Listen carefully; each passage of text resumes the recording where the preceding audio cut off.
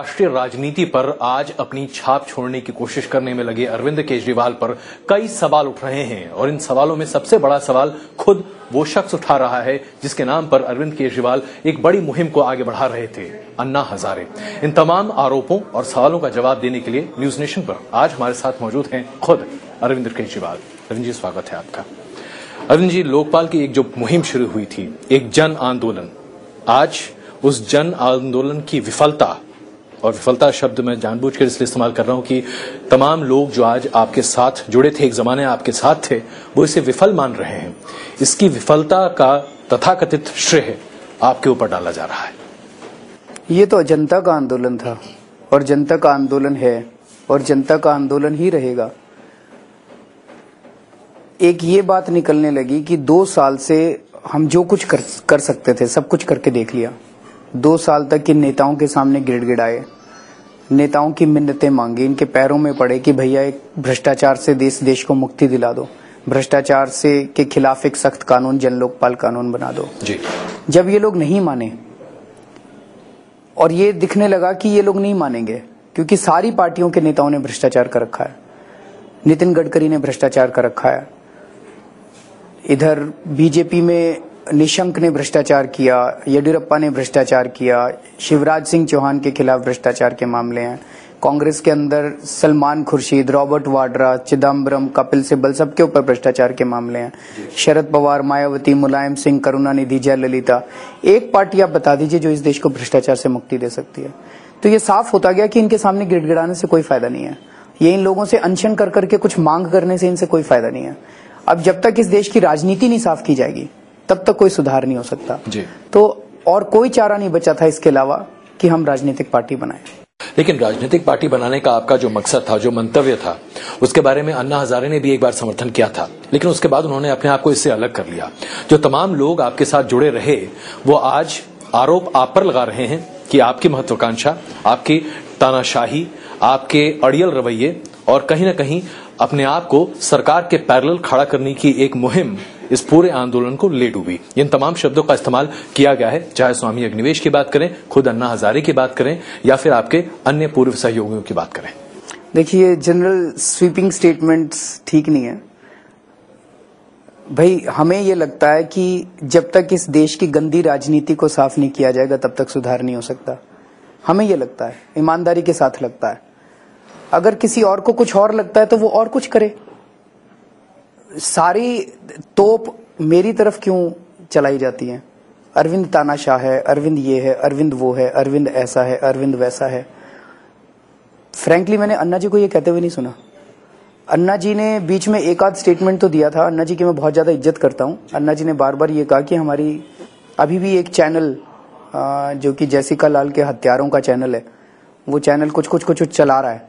वो अन्ना जी के पास गए।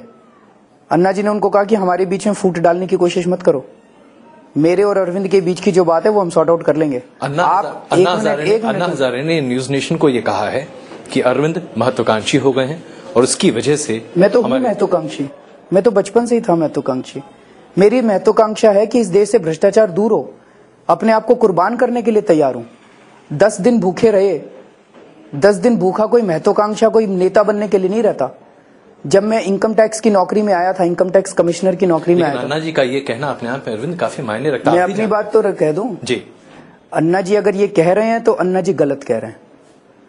मैं नेता बनने के लिए नहीं आया। देश हमारे लिए सर्वोच्च है। नेता बनने के लिए 10 दिन भूखे नहीं रहा। इस देश में कोई आप एक आदमी बता दीजिए जो नेता बनने के लिए 10 दिन भूखे रहता हो। यहाँ पे नेता दो घंटे का रखते हैं आमरण अनशन। आमरण अनशन 2 घंटे का, 1 दिन का, आधे दिन का। आप बताइए 10 दिन तक भूखे रहता है क्या कोई? अगर मेरे को महत्वाकांक्षा करनी होती, अगर मेरी इनकम टैक्स कमिश्नर की नौकरी कौन सी बुरी थी? अगर भ्रष्टाचारी करना होता, मेरा एक इंस्पेक्टर, 10 इंस्पेक्टर थे मेरे नीचे, एक इंस्पेक्टर 1 करोड़ रुपया कमाता था। भ्रष्टाचार करने के लिए नहीं आए हम लोग यहाँ पे। तो ये कहना बिल्कुल गलत है। जिन जिन लोगों को लगता है राजनीति में आने का लाल बहादुर शास्त्री ने भी तो राजनीति की थी, इसका मतलब वो भी महत्वाकांक्षी थे। सरदार पटेल ने भी चुनाव लड़े थे, वो भी महत्वाकांक्षी थे। बाबा साहब अंबेडकर ने भी चुनाव लड़े थे, वो भी महत्वाकांक्षी थे। ये सारे महत्वाकांक्षी थे। इसका मतलब चुनाव लड़ना नहीं चाहिए, इसका मतलब राजनीति में आना नहीं चाहिए, इसका मतलब ये जो दायरा है राजनीति का ये गुंडों पे छोड़ देना चाहिए। अगर 1 मिनट आपको मेरी बात सुननी पड़ेगी। ये सब गुंडों पे छोड़ देना चाहिए, लुच्चे लफंगों पे छोड़ देना चाहिए। अगर यही लोग ये राजनीति करेंगे और हम बाहर बैठ के केवल हम गिड़गिड़ाएंगे इन लोगों के सामने, मैं इस पे यकीन नहीं रखता। राजनीति में आना पड़ेगा। मैंने परसों एक कोट पढ़ा था, इस देश की सबसे बड़ी प्रॉब्लम भ्रष्टाचार नहीं है, इस देश की सबसे बड़ी प्रॉब्लम आतंकवाद नहीं है, इस देश की सबसे बड़ी प्रॉब्लम वो लोग हैं जो इस देश की रोटी खा के बड़े होते हैं और बड़े होके कहते हैं I hate politics. You cannot afford to hate politics because the politics of this country is democracy and democracy is by the people, of the people, for the people, and democracy cannot survive even for a single day the day people stop participating in politics. बिल्कुल, आपकी भावनाएं एक तरफ, तो क्या आप ये मानते हैं कि जो जन आंदोलन शुरू हुआ था उस जन आंदोलन का आखिरी पड़ाव एक राजनीतिक दल था? और अगर ऐसा था तो आपके और अन्ना हजारे के बीच में ये मतभेद क्यों? आपके स्वामी अग्निवेश के बीच में मतभेद क्यों? आपके स्वामी अग्निवेश के बीच में मतभेद क्यों? अरे सर जी, ये आंदोलन स्वामी अग्निवेश का नहीं है, ये आंदोलन अन्ना जी का भी नहीं है, ये आंदोलन अरविंद केजरीवाल का नहीं है, ये आंदोलन इस देश के लोगों का है जो भ्रष्टाचार और महंगाई की वजह से तंग आ चुके हैं जी। ये वो लोग उतरे थे सड़कों पे। अगर अन्ना जी, मैं, किरण बेदी जाके रामलीला मैदान बैठ जाते और एक भी आदमी नहीं आता तो हमें कोई पूछता नहीं, आपके टीवी कैमरे वाले कोई नहीं आते वहां पे। आप किस लिए गए थे वहां पे? अन्ना जी का चेहरा देखने गए थे, मेरा चेहरा देखने गए थे कि जनता देख के गए थे? वहां पे जनता देख के गए थे। तो यही जनता की आग थी, जनता की टीस थी, वो आज भी मौजूद है। जनता अपना नेता खोज लेगी, जनता अपना वो देख लेगी। ये जो पूरी एनर्जी, एक मिनट सुनिए आप, ये जो पूरी एनर्जी है, ये पूरी की पूरी एनर्जी जनता की है, क्योंकि जनता भ्रष्टाचार और महंगाई से पीड़ित हो चुकी है। अभी हम दिल्ली की सड़कों के ऊपर खाक छान रहे हैं, लोगों के घरों में जा रहे हैं। एक एक औरत कह रही है कि हमारा जीना मुश्किल हो गया है। पेट्रोल के दाम बढ़ा दिए, डीजल के दाम बढ़ा दिए, बिजली के दाम बढ़ा दिए, पानी के दाम बढ़ा दिए, रेल का दाम बढ़ा दिए। लोग हैं जो एक जमाने में आपके पीछे खड़े थे, अभी भी आ रहे हैं। आप चलिए, अपना कैमरा नहीं भेजते आप लोग, आप चाहिए मेरे साथ। आप नहीं, देखिए अरविंद जी, आपके तमाम रैलियों को हम लोग लगातार कवर करते हैं, इसमें कोई शक नहीं है। रोज एक मिनट नहीं अरविंद जी, रोज दिल्ली की हर विधानसभा के अंदर हम लोग रैली कर रहे हैं। अरविंद जी, आपकी हजारों की तादाद के अंदर लोग गतिविधियां अपनी जगह, लेकिन हम आपसे सिर्फ ये जानना चाहते हैं और कहीं ना कहीं ये हम संदेश, जो एक संदेश निकल कर आ रहा है। चलिए स्वामी अग्निवेश जी की बात करते हैं। न्यूज नेशन पर उन्होंने मुझसे ही बातचीत के दौरान कहा कि आप ना तो किसी को अन्ना हजारे से मिलने देते थे, आप अन्ना चाहते थे कि अन्ना हजारे अगस्त के अपने अनशन के दौरान उनकी मृत्यु हो जाए, और अगर ऐसा हो तो एक देश में ऐसा बवंडर मचेगा जिससे आपका राजनीतिक भविष्य उठेगा। ये उन्होंने ऑन रिकॉर्ड कहा। आप चाहें तो मैं उनको उनकी तमाम बातें आपको दिखा भी सकता हूं। आप स्वामी अग्निवेश से आपने सबूत मांगा? उनका कहना है कि ये मैं अभी आपके इस चैनल पे कहता हूं जी कि अजय ने कल रात को एक लड़की का रेप किया था जी। आप इसको चलाइए, 24 घंटे चलाइए। स्वामी, एक मिनट सुनिए तो सही। अरे सर जी, अरविंद जी, नहीं, आप मेरे ऊपर जो आरोप लगाना चाह रहे हैं, मैं राजनीति में नहीं हूं और ना ही मेरा इससे कोई, मैं तो आपका काउंटर आर्ग्यूमेंट दे रहा हूं। काउंटर आर्ग्यूमेंट ये नहीं होगा अरविंद जी, ये तो कुतर्क होगा। अगर हम इस बारे में बात करें कि आपके साथ, अरे भाई, आपके साथ रहे लोग, स्वामी अग्निवेश तो पकड़े गए थे जी, उन्होंने वो पूरे के पूरे आंदोलन को बेचते हुए पकड़े गए थे। उनका टीवी पे सारे लोगों ने देखा कि कपिल सिब्बल को वो कह रहे थे कि ये अन्ना अंधे हाथी की तरह, सफेद हाथी या अंधा हाथी। नहीं, उन्होंने कहा था ये लोग पागल हाथी हो गए। उन्होंने अन्ना को पागल हाथी बोला था कि ये पागल हाथी की उनका ये कहना है, उनका स्पष्टीकरण ये है कि पागल हाथी वाली बात जो उन्होंने कही थी, इस पर प्रशांत भूषण ने उनसे बात की थी और इस बात को उन्होंने उसके लिए उसकी माफी भी मांग ली थी। उनका कहना है कि आप उनको कहीं बोलने नहीं देते थे। मैं बोलने नहीं देता जी, उनका ये कहना है। तो अब कैसे आके बोल रहे हैं वो? उनका कहना है कि वो बहुत ही द्रवित हो चुके हैं, बहुत आक्रोशित हैं, इसलिए आज वो अपनी बातों को सामने रख रहे हैं। देखिए अजय जी, कोई इन सब जो आप कुतर्क कर रहे हैं ना, वो कुतर्क आप कर रहे हैं, कुतर्क मैं नहीं कर रहा जी। बिना, मैं आपसे जर्नलिज्म समझना चाह रहा हूं। मैं तो बाहर का आदमी हूं, मेरे को तो जर्नलिज्म आता नहीं है। जर्नलिज्म होता क्या है आप जरा सा मेरे को ये बता दीजिए। एक आदमी ने खड़े होकर ये कह दिया कि अरविंद केजरीवाल अन्ना की हत्या करना चाहता था। ये कोई छोटा आरोप तो नहीं है, ये बहुत संगीन आरोप है। आप लोगों ने उसको उस समय दिखाया था और मेरी बात तो सुन लीजिए, चला भी था ये। मेरी बात तो सुन लीजिए, आप तो बात ही सुनना नहीं चाहते। नहीं पता है। आपने ये कहा कि एक आदमी खड़ा होकर ये कह रहा है कि अरविंद अन्ना की हत्या करना चाहता था जी।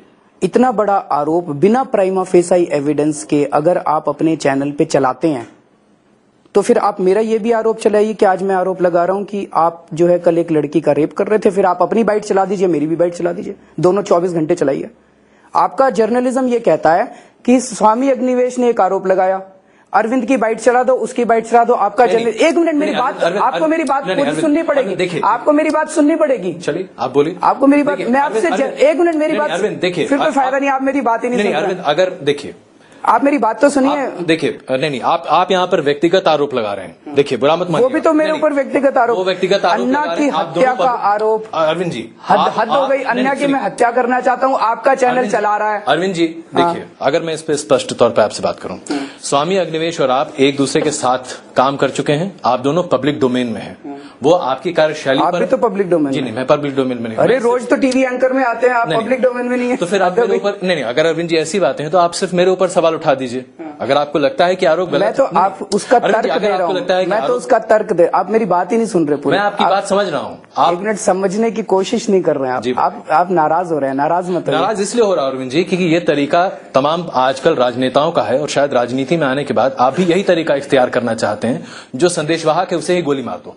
संदेश हो तो सही कोई, मैं संदेश को समझने की कोशिश, जब संदेश अगर अन्ना हजारे आपके ऊपर, अरे मेरी बात तो सुन लीजिए, आप मेरा इंटरव्यू लेने आए हैं, आप खुद ज्यादा बोल रहे हैं। नहीं ठीक है, जाहिर सी बात है, आप नाराज मत होइए। आप किसी के ऊपर व्यक्तिगत आक्षेप लगाएंगे तो ये कहीं ना कहीं सत्य नहीं होगा। हमने आपसे सवाल पूछा, आप सवाल का जवाब दे रहे हैं। सवाल का जवाब ही तो दे रहा हूँ, आप देने नहीं दे रहे हैं। भाई आपका नॉर्मली क्या होता है, अगर आप कोई भी आरोप लगाएं, जर्नलिज्म ये कहता है ना कि आप अपनी प्राइमा फेसी जांच तो करेंगे।